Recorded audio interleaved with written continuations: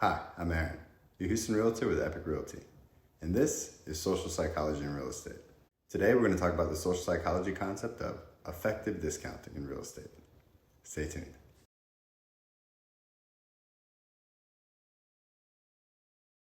Let me ask you a question. If houses comparables, the current market data, and overall condition all suggest a certain price point, then it should be fairly easy to price for the seller, right? I mean, facts are facts. Data is data. And we're logical, rational human beings, especially when doing business, right? Now let's apply the same criteria to a home purchase. If the comps, condition, and market all suggest a price, then it should be a pretty straightforward process buying, right? I mean, even if there is competition, there should be a ceiling for how much the buyer is going to pay.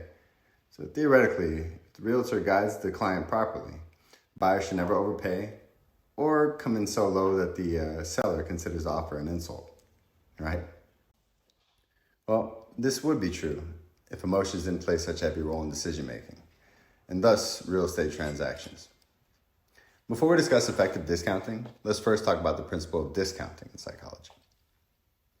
The discounting principle refers to a rule of attribution, or explanation of events, which states that the perceived role of a cause will be discounted or reduced if other plausible causes are also present. When making attributions, people tend to discount or flat out ignore the role of a dispositional factor when an obvious situational cause is present. So what does this mean? So hypothetically, if one were watching the film The Notebook and they started tearing up, they might attribute it to choking on a gummy bear. But certainly not the movie. So what is effective discounting? Effective discounting is a concept in social psychology that revolves around the idea that individuals tend to assign lesser value to their emotional response to a stimulus when making a decision. So as it relates to real estate, we're going to talk about how a person's internal scenery influences their subsequent perceptions of value and decisions regarding value. Now let's consider the scenario of a homeowner faced with an offer on their beloved property that falls below the coveted asking price. Okay. They built a lifetime of memories at the home. However, the offer is consonant with what the market data supports. The market suggests that people aren't buying as much due to higher interest rates, and homes are sitting on the market longer than usual.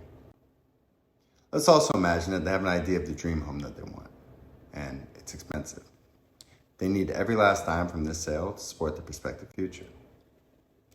So despite the offer being in line with the fair market value, the seller's emotional ties to the home lead them to refuse the offer, not based on its objective worth and fairness, but rather on the sentimental significance that the property holds for them. To them, the offer is an insult. So if someone asks them, why didn't you take the offer? Their response would likely be something to the effect of, our house is worth way more than that, or the offer was too low, or something to that effect. And the reason they attribute to rejecting the offer was that it wasn't a fair price, when in reality, they're rejecting it based on their emotional connection to the home and their emotional connection to their future self. Effective discounting becomes a pivotal factor in the decision-making process, potentially derailing what could have been a mutually beneficial transaction. A poor decision is justified by a situational causal factor. It's possible that all this could have been avoided. It is paramount for a seller's agent to get as knowledgeable as possible regarding their client's history, motivations, and aspirations.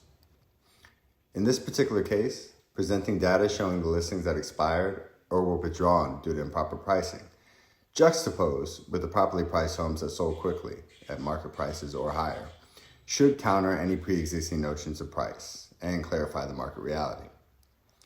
It's not always just the information that's presented, but rather how it's presented that determines whether it's accepted or not.